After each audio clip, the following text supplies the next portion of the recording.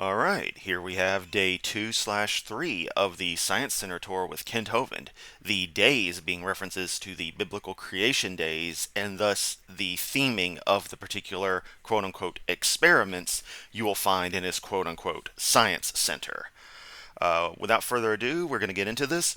The audio's a little low at the beginning and gets higher at the end. I think I've got a level set that's pretty good for the recording, but I won't know till this is finished, so apologies if the audio's kind of crummy. That's just how it came from Kent's side, because of course they can't keep audio between pre-produced videos consistent, let alone their fucking live streams. Genesis 1:6.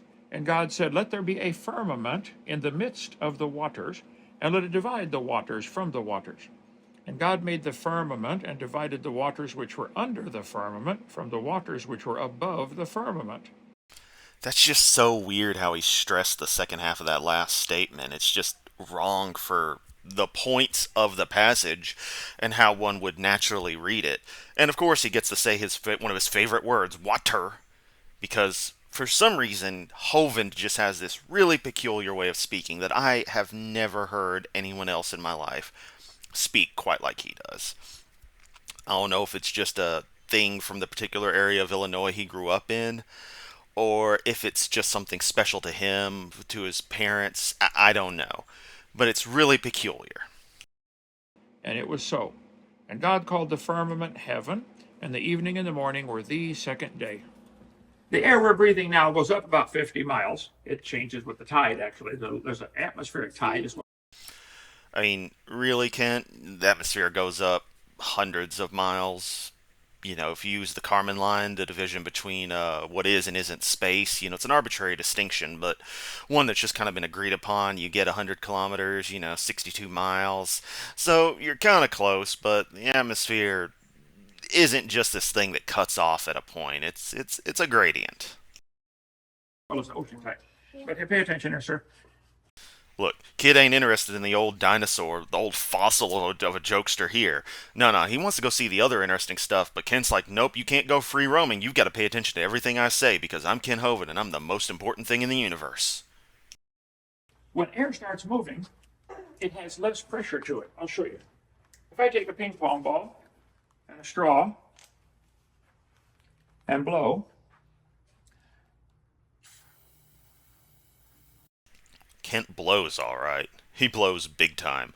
Also, this isn't at all what you're trying to demonstrate, Kent. This doesn't demonstrate low pressure. It actually demonstrates what happens with higher pressures. Because you're blowing on the ball and the ball is being suspended by the rushing column of air, the pressure of it. So you're kind of demonstrating the complete opposite of what you're trying to. But, they're kids. They don't need to learn actual science. They just need to learn God did it. Because that's all that matters. an Italian scientist named. Note that he has to say Italian. He can't say Italian.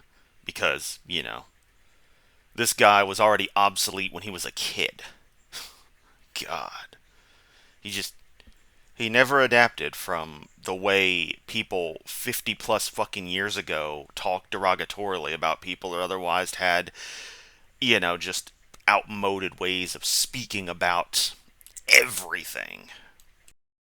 Venturi discovered that moving air has low pressure, and the ball is lazy and wants to stay where the least amount of pressure is. No, the ball is being pushed by the air being blown out of the straw. The air that's being pushed is going around the surface of the ball, thus creating what amounts to a cup that the ball is kind of setting in, if you can imagine such. You complain about people using their imagination, but if you imagine a cup of air cradling the ball, you kind of get the visual picture of what's going on there. So it stays in that column of moving air.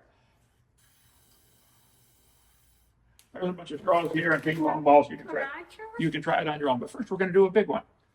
You can try it on your own. You ain't gonna try now. I'm too busy talking. If I flip this switch, it's going to get noisy, and it's going to make air blow through this pipe, and moving air has low pressure. See, airplane wings are curved on top, straight on the bottom. There's an airplane wing here. Aren't you loving that audio quality? They couldn't put a lav mic on them. They're just going to go raw from the camera, and it's so directional that the moment he turns around, it's just lost in the echo of the room. Wonderful stuff. The curve on top makes the air go faster, so it actually sucks the airplane off the ground. They call it lift because it's curved on top. And that's why they don't race Volkswagens, okay? Yeah, like any kid is going to get that joke. In case you couldn't understand it, I only could once I got the headphones on to try recording this earlier today. He says that's why they don't race Volkswagens, which, I mean, there are Volkswagen Beetle races, and second, these kids aren't going to know what the hell a Volkswagen Beetle is, let alone, not even new one probably, let alone an old one. Um, so yeah, that joke completely went over their heads. It may have been intended for the adults, but I mean, you got to know your audience, Kent. Talk to kids on their level, not the level you think you need to talk to them at. But the moving air has low pressure. If a tornado goes by your house, it might not even hit your house, but your house would pop like a balloon because the air inside is such high pressure. Well, it's relative pressure there, Kent. I mean, there's no absolute low or high pressure. It's a matter of processes, you know. But I mean, there's also really strong fucking winds that are doing most of the work in that case. You know, the air pressure differential is just going to be a little bit of a boost towards weakening the structure. So we're going to turn this on. It's just a little blower in here to blow air out. And if you hold this ball next to this, it'll suck it right in. Let's try it. Here, everybody get one of these things. Hey, you want a ball? Everybody get one. Give me your apple. Okay.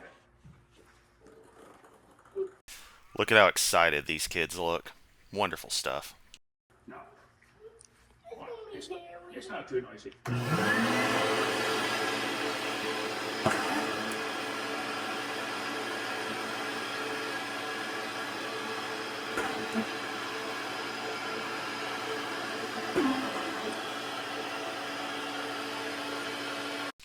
I'm glad Kent didn't see that kid drop that ball. He'd probably be like, "Hey, why are you dropping my ping pong balls? Those things are expensive. They're 99 cents a dozen out at Walmart. I'm gonna hit you with a rubber band now, Hovind."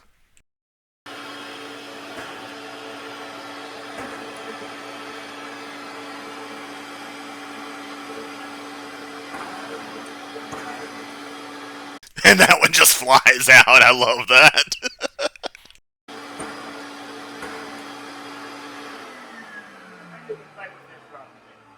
What they decided. Yeah. And the little dude's impressed. I can understand it. It is kind of neat. I mean, I'm not gonna lie. I'd want to play around with that because the process is pretty neat. That it is, pushing the air through here, which is creating a lower pressure point to where anything put at that entrance will get sucked up into, and of course, once it's in the jet stream, it just gets pushed on around. It's neat, but it has fuck all to do with religion. Kent is trying to conflate, this is some neat science stuff and you can see it, and I'm showing it to you. Therefore, I'm right about science because I'm showing you this science. And it's real. And then I'm going to tell you about the Bible. Because the God done did it. Hovind, now give me money, please. This guy named Venturi discovered this principle. Not going to work. And they use what's called a Venturi carburetor on a car or a lawnmower. Kent, carburetors haven't been used on pretty much any cars, any modern cars, for decades now. We switched to fuel injector systems. You're a little outdated. These kids ain't going to know what the fuck a carburetor is. They're probably not going to be able to pull context from what you're saying to grasp it. Because I don't want to be mean to the kids, but given their families are bringing them to Dinosaur Adventureland, they're probably not the sharpest tools in the shed, haven't been exposed to the kinds of stuff like I and a lot of you watching probably were just soaking up as a kid, wanting to learn all kinds of awesome things. So this is going to be a little above their level and still has nothing to do with your magic book of fairy tales. The piston going up and down sucks air in, which creates a little vacuum that pulls fuel out of the fuel bowl. So the Venturi carburetor is how they mix fuel with air. Not quite a good description of that. I'm noticing a pattern here, Kent, that you actually can't explain things very well at all. I mean, we all know that, but you really suck at explaining this. Even trying, like, you're not trying to dumb it down for kids. You're just failing at explaining it completely in any way that really works, be it an educated person or, a kid who isn't experienced in these kinds of things.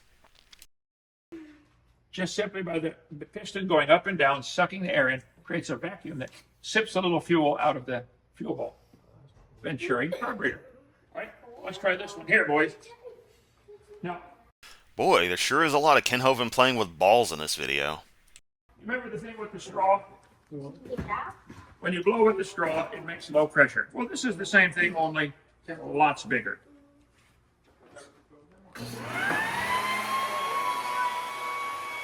Look, a beach ball in a column of air. A column of high pressure generated by the shop vac you've got turned around inside of that thing. Bass backwards, Kent. Bass backwards.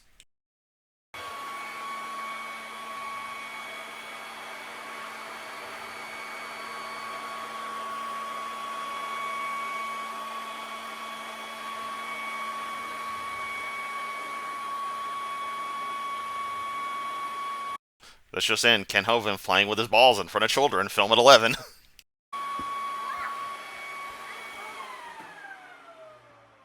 That's just a shop vac in there hooked up to the other side so it blows air out.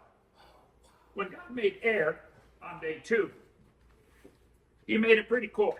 Let's see, we go from demonstrations of air pressure to, oh, now we're going to talk about God.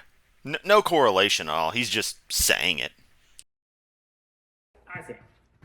The earth today has a layer of air around it that we can breathe. The Bible calls that the firmament. It says the birds fly in the firmament. Well, the air used to be, I think, all squeezed down into maybe 10 miles. There's a lot of cool evidence that the earth had greater air pressure. So, right here is something interesting that Kent does.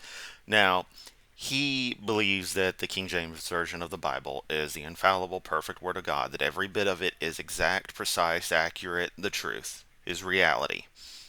Yet, on top of that, to try to explain aspects of science that we've, discovered, such as the more oxygenated nature of the Earth's atmosphere back during the dinosaur era, we'll just call it that. Back in long ago, the different atmospheric constituents, they were different. Point is, he wants to put his own theory onto this to explain it, which he calls the Hovind theory. If you look carefully in the video, you might have seen some signs of it back there. And it's this whole ice canopy conspiracy that breaks down completely on its own, but it's just something he just completely made up based on the firmament idea. But otherwise, it's totally just his own invention, pretty much. And I just find that interesting that he is explicitly adding on to God's word, rather than just letting things be what they were, what they are. But, it's all made up bullshit anyway, so where's the harm in him tacking on his own little expansion pack? And get the Ken Hovind DLC for the Bible now with the Hovind theory, ice canopy. Big dinos, Hovind. And greater oxygen concentration. Anybody know what the juice inside a tree is called? If you break open a tree, some of the juice comes out. The sap. The juice inside a tree.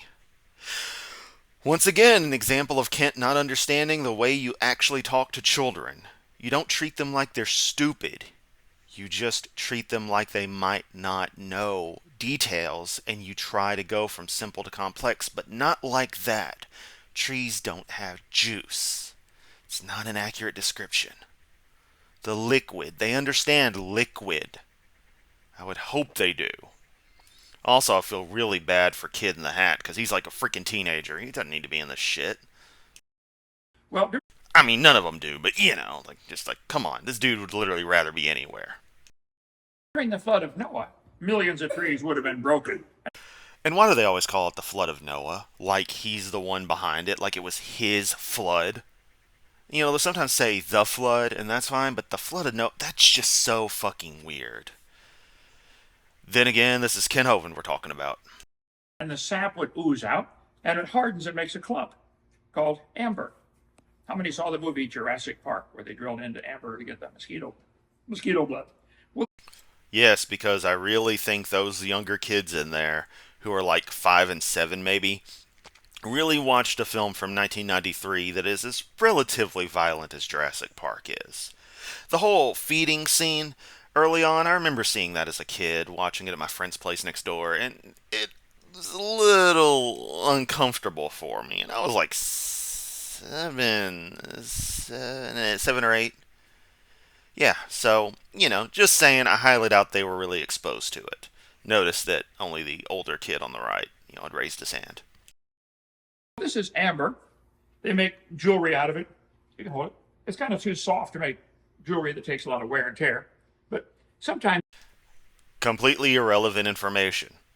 That's another thing. This man can't refine his script. And of course, I'm going to say a bunch of rambling crap during this because I'm doing this off the cuff. I've watched up to about this far in the video in my previous takes, didn't like how they were turning out, canceled, came back a few hours later, and I'm going at it now, and I think this is a pretty good take.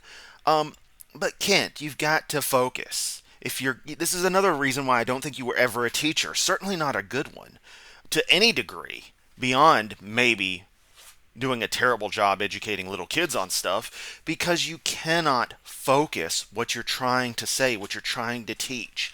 You meander, and that's fine, but the way you claim to have been such a great teacher, the way you act like you're so sharp, so smart, so refined, this shows that that's not the case. And yes, I'm going to nitpick at that stuff, because your ego is one of the biggest problems about you. Because it helps to amplify everything else you do. All the lies, all the deception, all the outright wrongness that you do is amplified through your massive fucking ego. in amber they find insects. That's all we got. Sometimes in amber they find air bubbles. And when And the little kid in the gray shirt just takes it from the bigger kid like, fuck it, my amber now. they suck out the air bubbles, you can see them in there. When they suck out the air bubbles and test them, they find out they're 32% oxygen. The air we're breathing today is only 21%. I think the world before the flood came had greater oxygen concentration. That's proof because it's found in the amber bubbles. Yeah, but you've got to demonstrate that there's a flood, which fails on all accounts, and that your crazy ice canopy idea is why the concentration is higher, as opposed to any other natural process ascribed to it. They would have trapped the air around them at that time with those little air bubbles. Give me back my amber. You try to take my amber, I'm going to hit you with a rubber band, right in the eye. So I think it was under greater pressure. The biggest dinosaur, the Suprasaurus or the Brachiosaurus, huge dinosaur, his nostrils were the same size as a horse's nostrils. How's an animal that big going to get enough air?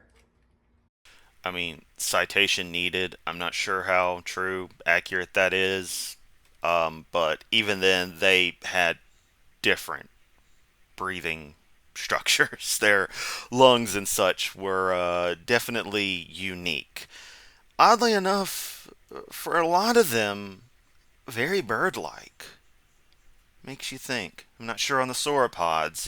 This is all just stuff I've had a cursory look into. But yeah, it's perfectly explained by actual science, Kent. Well, today he couldn't. But before the flood came, it was a different world. They had greater air pressure. They had richer oxygen concentration. There's no evidence of higher air pressure. Greater oxygen percentage? Sure. That's understandable, that's reasonable, but there is zero evidence of higher air pressure. He's just completely making that up. I guess using the higher oxygen content to justify it. Oh, well, there's more oxygen because more of it was squeezed together. And it's like, that's not how percentages work. Concentration.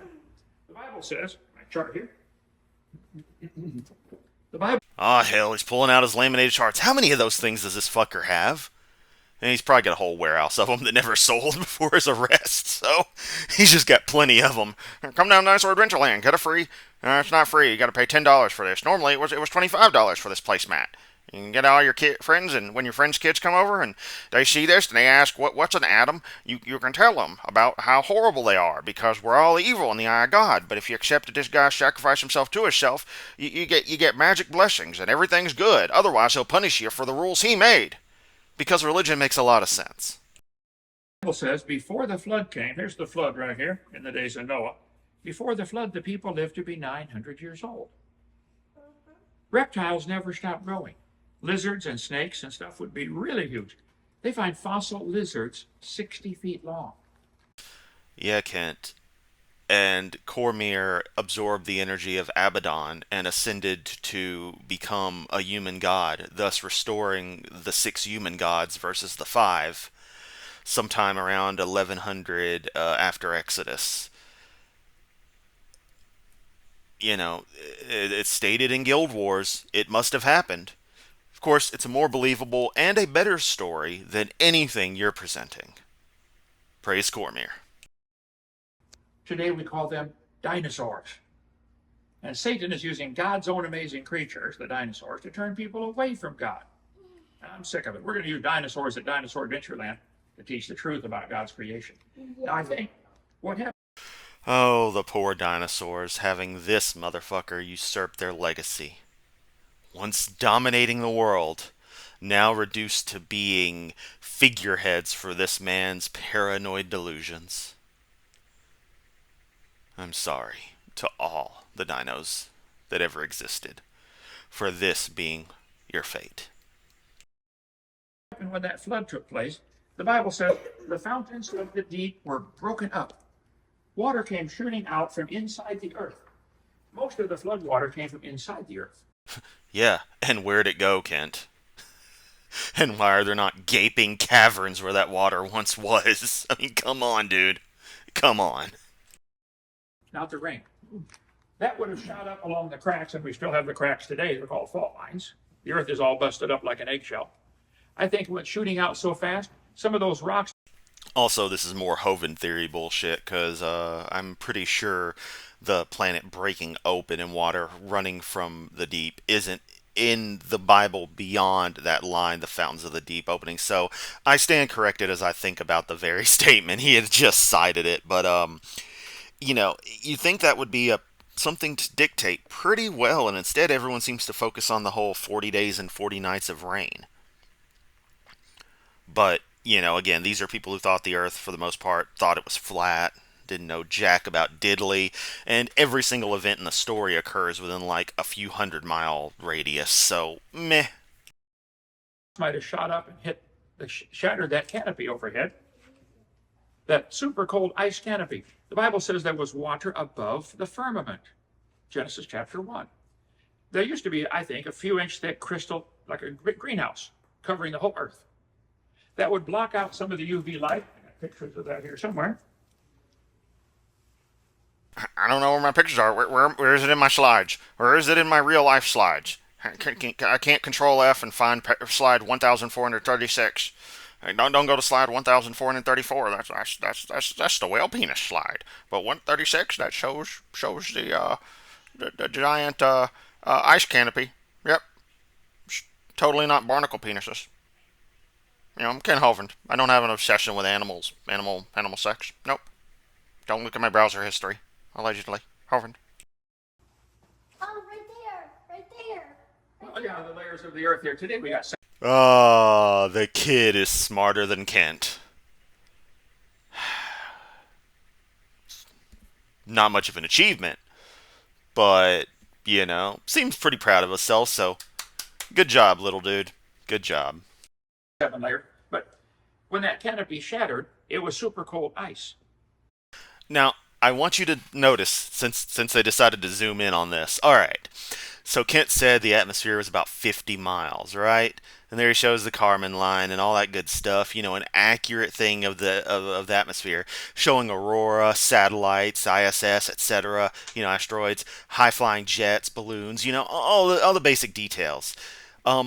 This is atmosphere. This is all fucking space right here. So no, if this is 62 miles, this is 50 miles, the atmosphere goes higher than 50 miles, Kent.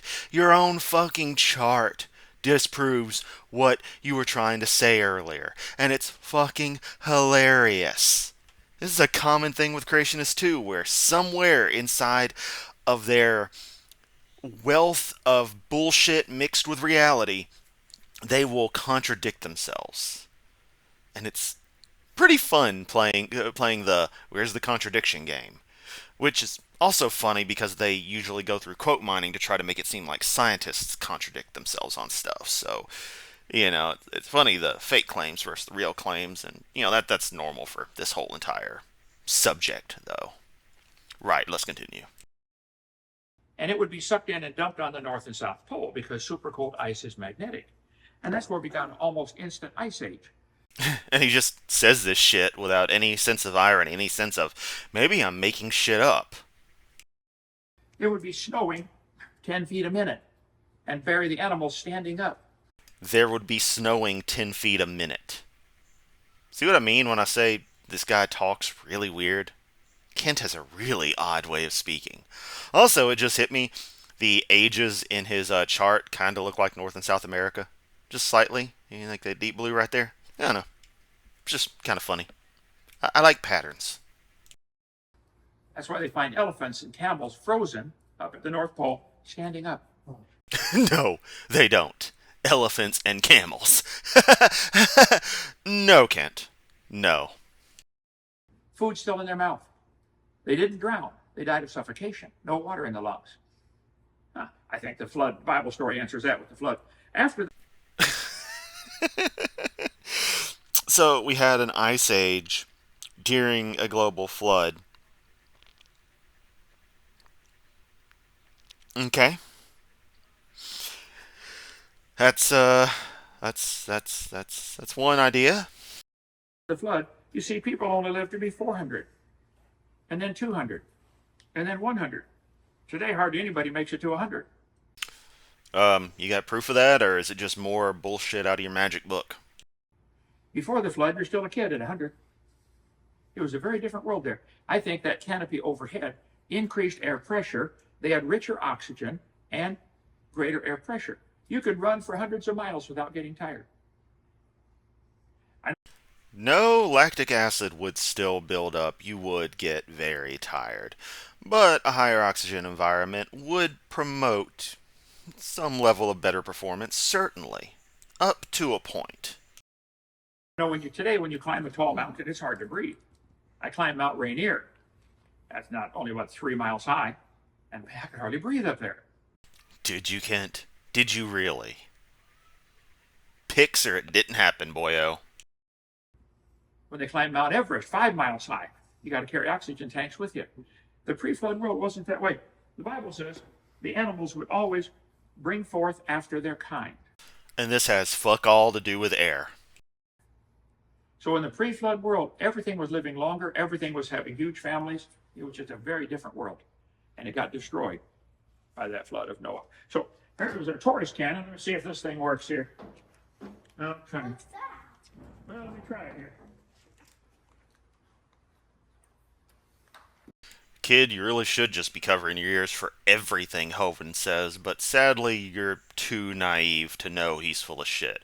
Also, I just noticed he's wearing a Mario shirt. It's just weird because when I was in kindergarten, first grade, I had a Mario shirt. Completely different. This was, the early 90s. It was literally 1990, 1991. So it was all, day-glow outline. It was really cool, like neon. But yeah, it's just weird seeing that because, man. This thing makes smoke. Inside here is nothing, just an old drum. And on the back, there's a piece of dinosaur fabric. It pulls the air in, and the electric cords Dinosaur fabric? What? will push it out. You boys stand over there, and let's see if you can feel the air. You ever seen anybody blow a smoke ring? They blow smoke out in a ring. Yeah, because people see people smoking all the time, like they did back 60 plus years ago when you were a kid, dude. Come on, Kent. Get with the times.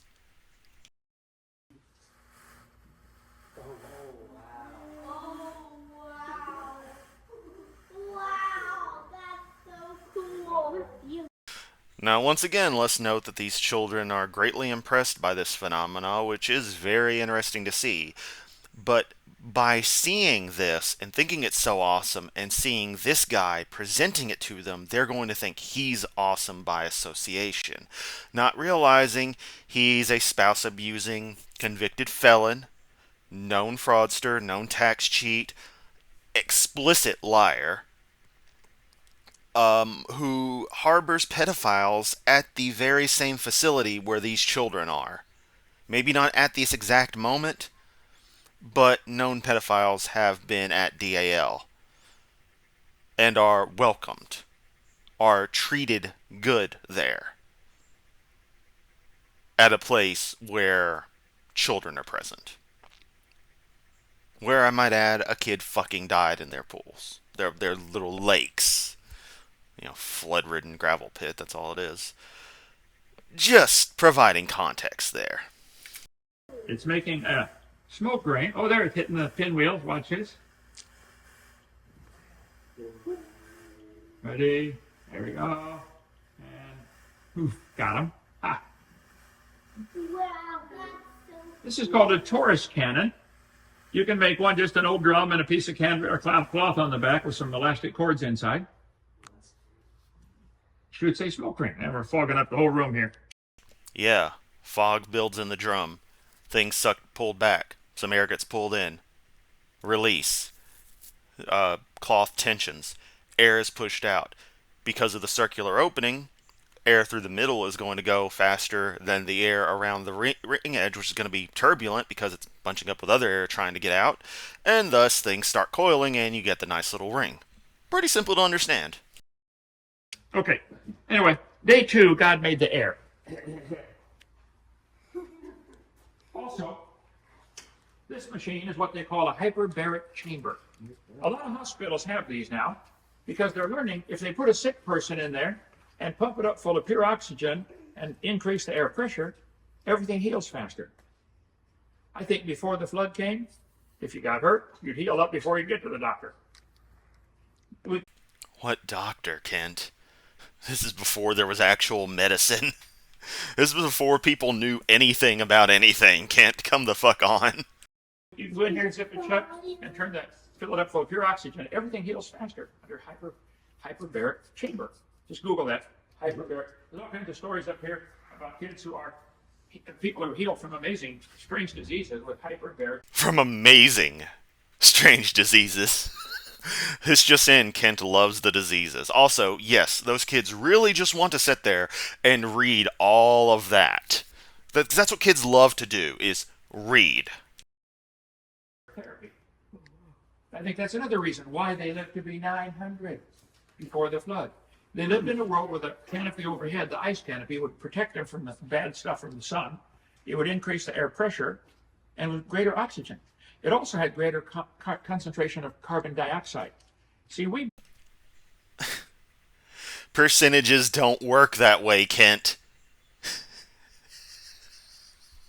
So what was the atmospheric constituency of the pre-flood Earth? Give me all the figures. Because you're just pushing nitrogen and the rest of the inert gases way down in the mix. Which is fine, but prove it. Put up or shut up. breathe in the air and use the oxygen and give off CO2. Plants breathe in the air and use the CO2 and give off oxygen. It's a good thing God made plants. Let's talk about... Plants don't breathe in that way. I mean, yeah, you're talking to kids, but it bugs me when people talk about plants breathing like that. I just... It's not quite the same thing. Just the way I think of it is not analogous. But that's me, a little quirk of me. I just... this guy. Oh, this guy. Great thing God made plants. Yeah. Sorry, I've just reached that moment where I've heard enough Kent already to just sort of fry. Whatever that little fuse is in your brain. It's like, psh, too much Hovind. Day 3. And God said, let the earth bring forth grass, the herb yielding seed, and the fruit tree yielding fruit after his kind, whose seed is in itself upon the earth, and it was so. And the earth brought forth grass and herb yielding seed after his kind, and the fruit tree yielding fruit whose seed was in itself after his kind. And God saw that it was good. And the evening and the morning were the third day. 3. So now we got plants. Gotta have the plants, Hovind. Day 3, God made the plants. Oh man, and yeah, this just gets ridiculously loud. Give me a moment here. I'm going to adjust the volume of the recording in and of itself and up myself just a hair. Alright, there we go. The grass, the trees, and the seeds. Trees are amazing. This tree, if you get a needle and a magnifying glass to count the rings, but it's got 700 rings. Now, trees don't always produce 1 ring a year. Sometimes they do 2 or 3 rings a year. Or sometimes they don't produce any for a year because there is no appreciable growth, like during a dry season. So it averages out, Kent. Now, you almost said something right there, but then you had to go and fuck it up. There's a seasonal thing. What's that? It's not necessarily annual. So some people try to count the oldest tree in the world and say, oh, that proves the Bible is wrong. No. Trees can produce 2 or 3 rings a year. We cover all that on video number 1. But They aren't gonna watch your fucking videos, Kent. Good fucking lord. Of course, that's probably just aimed for the parents, but still. trees are amazing. This little nut right here, everybody know what that is? An acorn. Acorn. I think there are 60 different kinds of oak trees. And they might have had a common ancestor called Oak tree. oak tree, right? Oh god, now the kids are in on it. Ugh. Right. Smarter than most professors. Fuck you, Kent. This little nut knows how to make a tree. All the scientists in the world together. No, it doesn't know how to make a tree. Its genetic constituency, given the right conditions, will develop into a tree, but it's not sentient in any respectable way. It's just a seed. It's some food material, and I forget the exact term when it comes to plants for the organic body that will become the plant, in this case the tree. But it's got that in there, and under the right conditions, it's going to start doing what its chemistry does. Because it's really, really complicated. Really complicated. And you want to claim that things being complex means design, but no. Simplicity is the hallmark of design. Extremely complex genetic sequences seem to be indicative of perpetually additive processes, like evolution. Can't do what this little nut can do. Can't make a tree. This wants to make a tree, but it can't do its job if the dirt won't let it come in. If I lay this tree on top of the log here, it'll sit there for years and never do anything. It has to get into the dirt. See, Jesus is like the seed.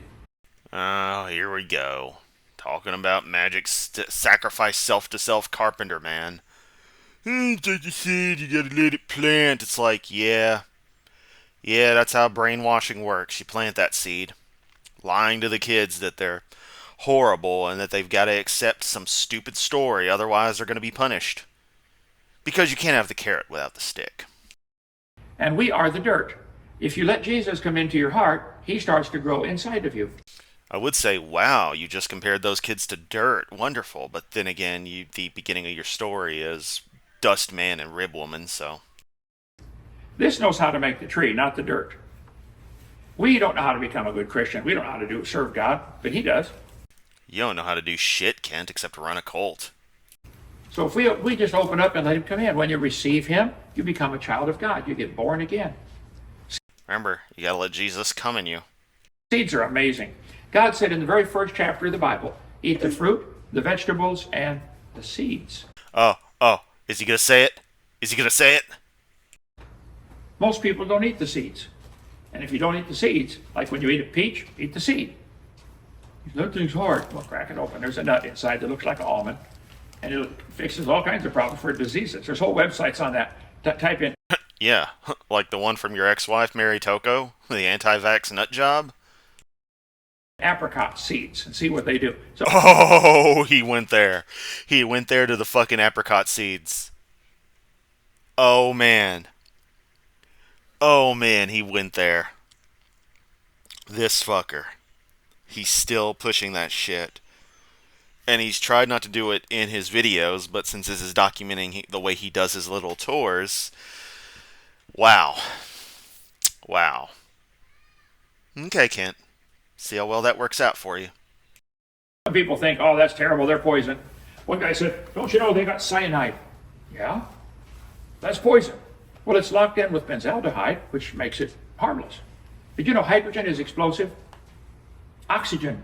You don't want to get oxygen on a fire, but if you put hydrogen and oxygen together, you squirt it on a fire to put the fire out. Don't you? Yes. Yeah. And so don't worry about it. I'll eat apricot seeds all day long if I want. Please do. Please. Eat all of them, Kent. Oh.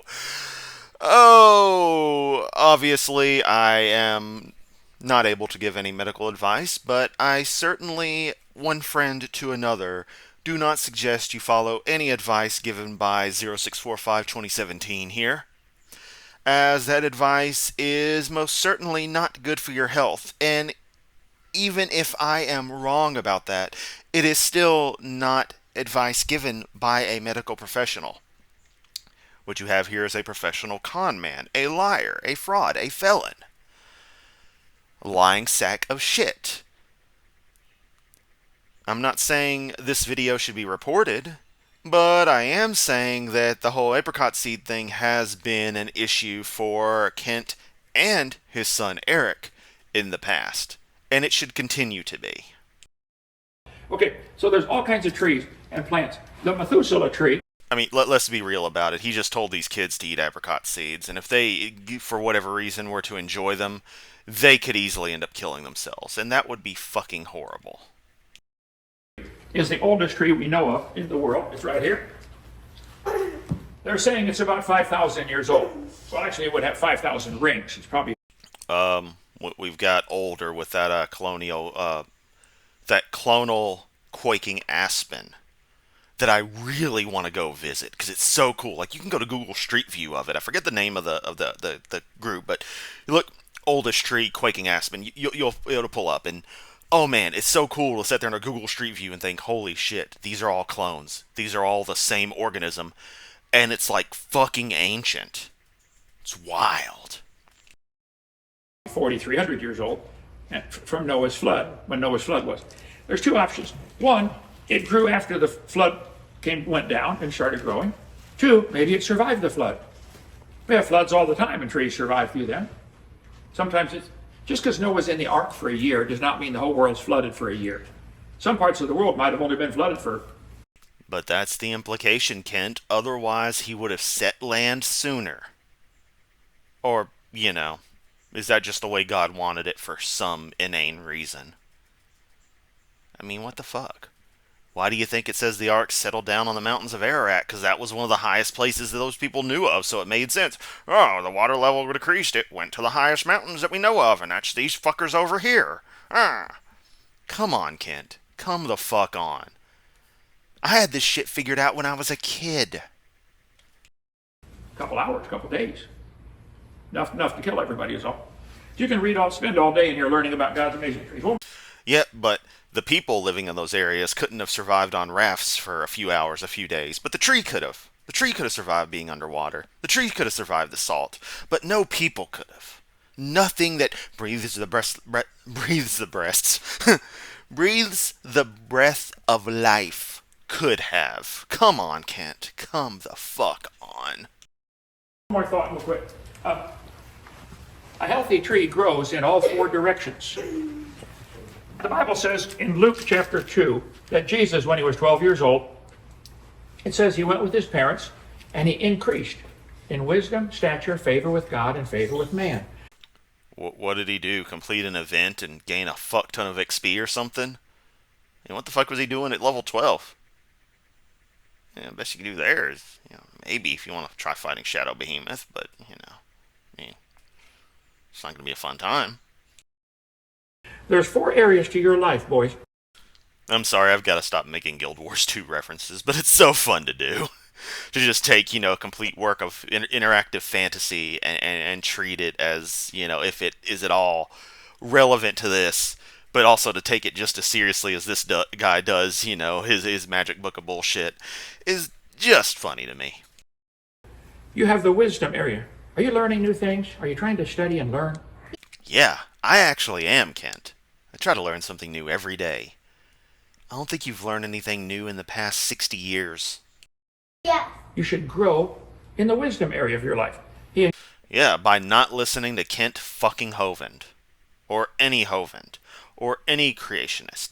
Or anyone trying to tell you anything about religion unless you explicitly ask and you're doing it to understand the cultural aspects of it.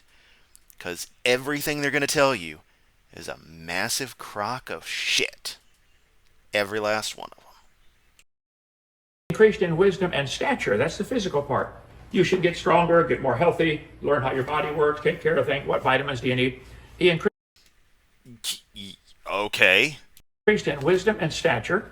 I mean, I'd expect a 12-year-old to get taller and bigger, This is back in the era where doing anything took like 400 days. I'm going to go to the store. 3 years later, hey, I'm back from the store. And favor with God. Fuck your God. That's the spiritual area of your life. You should grow closer to the Lord, read your Bible, pray, and favor with man. Make new friends. Then why does everyone hate you, Kent, if you try so hard to make new friends? Your whole family fucking hates you. Virtually no one who's associated with you through the years has anything good to say about you. Come the fuck on, man. If you're not growing equally in all four areas, you're lopsided. Like this poor guy, he spent way too much time in these two areas. Some people spend all their time on social stuff. Kent, tree trunks are circular. The core might not be in the middle, but that's absolutely fine. The plant is going to grow and adapt to its environment. If there's more water that direction, there's more sunlight that direction, some kind of impetus for it to prefer to push more nutrients to that side. It was obviously a fine, healthy tree till it was cut the fuck down. And they don't learn a thing. Graduate from high school, don't know how to spell their own name, I want you to... No comment. We've already gone over some of the shit that Kent can't do. Spend time in here when you get time in seeing all the amazing stuff. A friend of mine just died here recently in Evergreen. He was a dentist. He would take hickory, pecan trees, and hickory trees, take the pollen and deliberately pollinate the crossbreed. He made pecan nuts, half hickory, half pecan. Wow. Yeah, and then he made some that were Wow.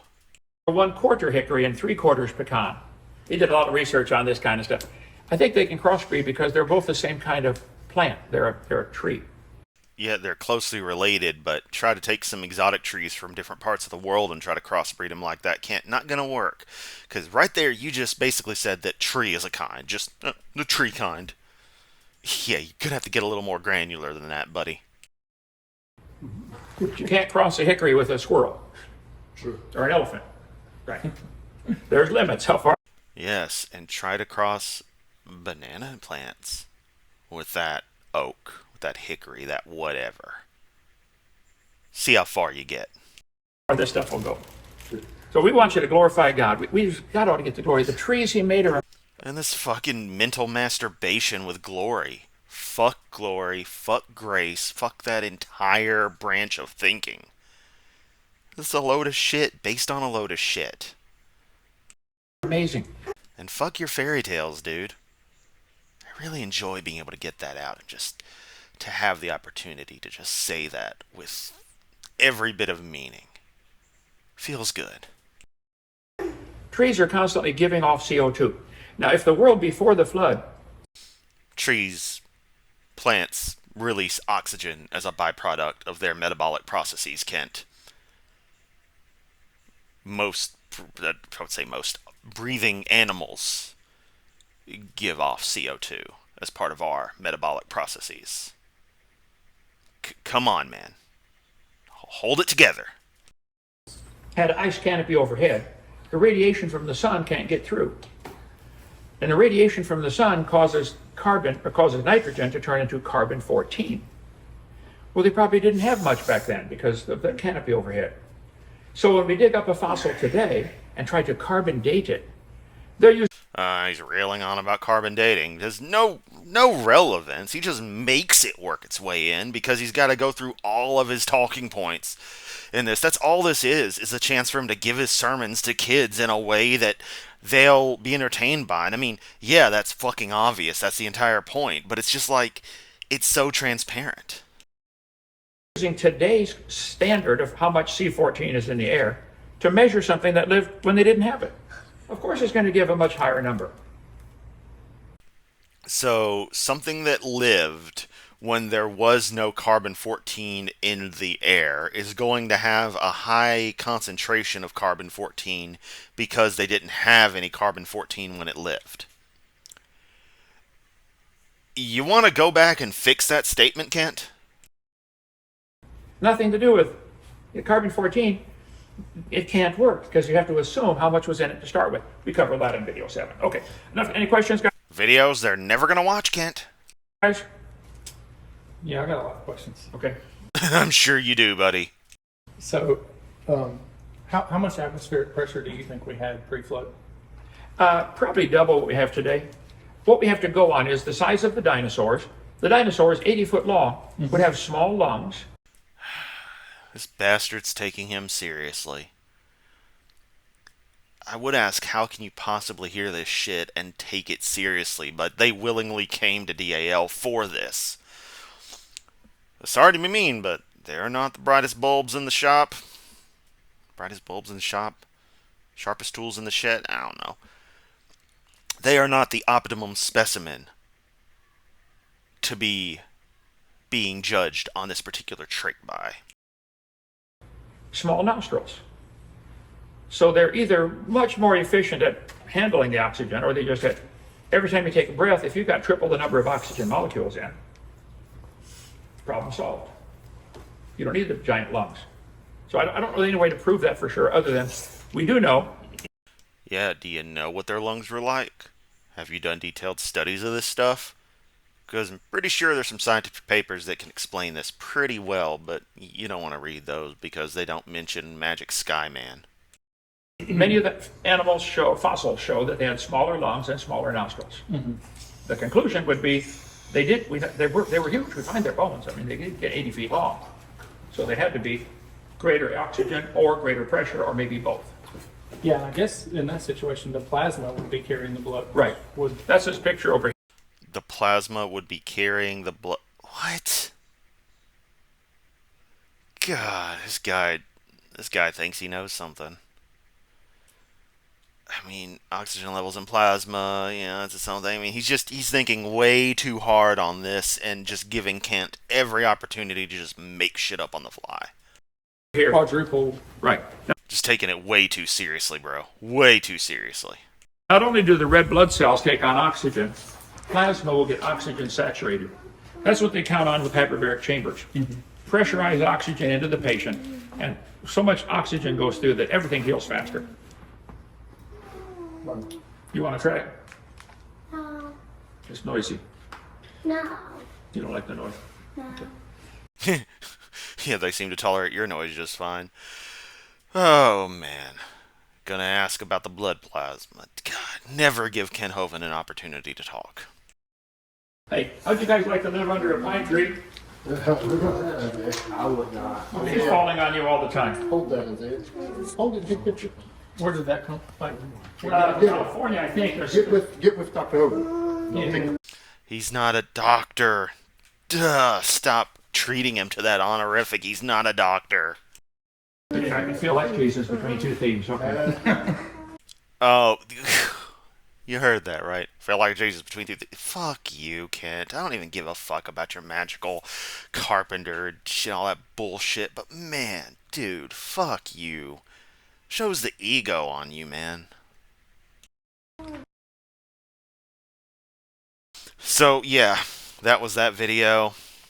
This one was a bit of a pain to make. I had to, one, tolerate watching this whole thing, the first part several times, and yeah, blood plasma, so whatever. Yeah, oxygen saturation, woohoo. Fucking what was it earlier where I went on about the plants breathing? Like I said, I just don't like that comparison being made. Um, I just think of breathing as a different process from the type of thing that plants do, but that's semantics. Um, yeah. Yeah, this is one of the videos of all time.